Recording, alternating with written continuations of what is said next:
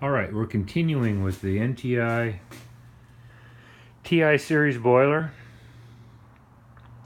So I've taken the top of the cabinet apart, and please note that there are wiring harness going up there. This gray wire goes to a sensor, thermistor. This tells the control the temperature of the boiler. So that's an important piece to remember, is that gray wire as it comes down here is the thermistor. The two red wires simply go to three safety switches. One is here, which is a high limit safety. The temperature gets too high, and I think that's all that's in there is a switch. The other one is a flue temperature switch. The third one, which I removed some years ago, which called a water probe or a pressure switch. And the purpose of that is to tell the control that there's actually pressure on the boiler so that it doesn't actually fire if there's no water in the boiler. They are notorious for failing, and they fail in such a way that you can't figure out what's going on with these boilers. They won't fire, you get weird error codes. You get an error code that indicates loss of 24 volts to the gas valve and all kinds of other weird stuff from that leaky water probe. So if you ever have trouble with the NTI TI series, the first thing you do is you take these two red wires, and you can see where I already cut one of them. You cut them and you jump them. You jump it out. You jump all those safeties out. So you're jumping the two wires that go back to the control.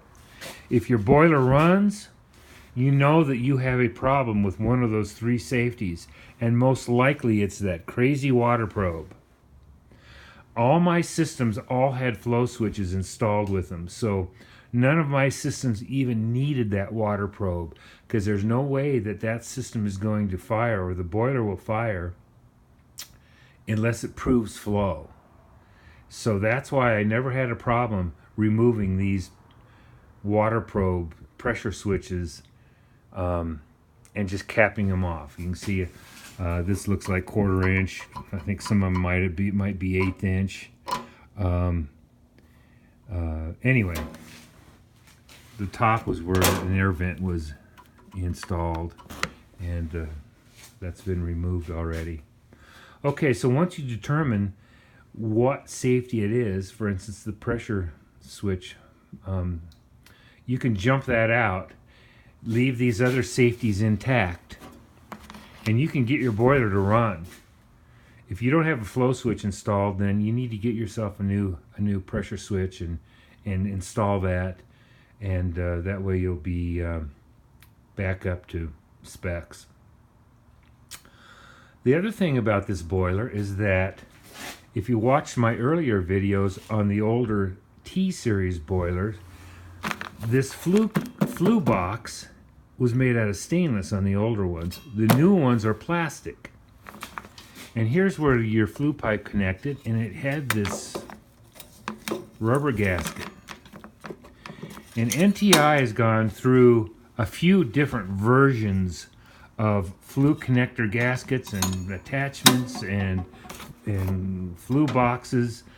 I don't know why it takes them so long to get it right, but I have seen this plastic deteriorate so badly that there were actually big holes in the top of it. And I'll try and get a picture of that. But it was literally blowing flue gases right out into the house. So it's not hard to change, except that you have to remove the whole boiler out of the cabinet, literally take it right off the wall to replace that crazy thing. Once you have it apart, There's just simply a big round gasket. The flue box attaches to the back of the heat exchanger, and then you have to put everything back together. But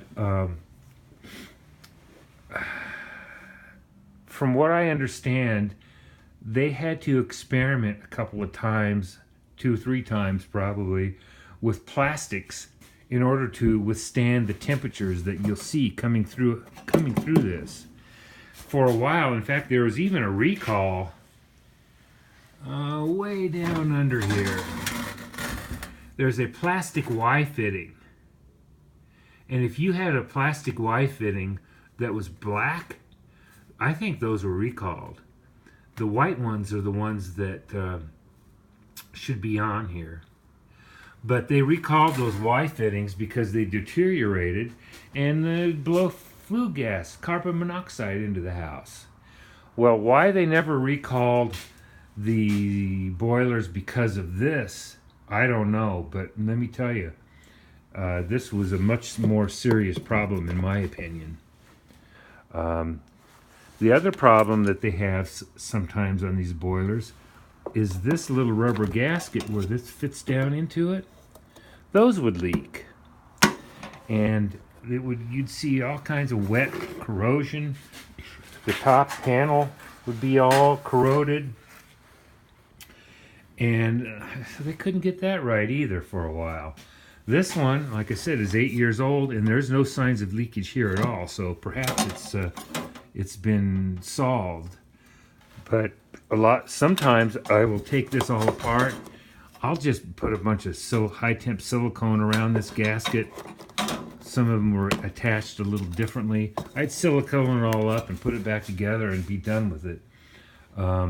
Because sometimes that's all it takes is a little bit of goop on there to keep it from leaking. Okay. Like I said, this heat exchanger was leaking. There's a little pinhole in the bottom of it. So I'm going to remove this heat exchanger and get a closer look and see if I can see the hole in it. And pretty much we'll condemn that heat exchanger and save the rest of this for future use if needed. I work on a lot of these boilers, so a lot of these components, there's nothing wrong with them. And that's all for this one.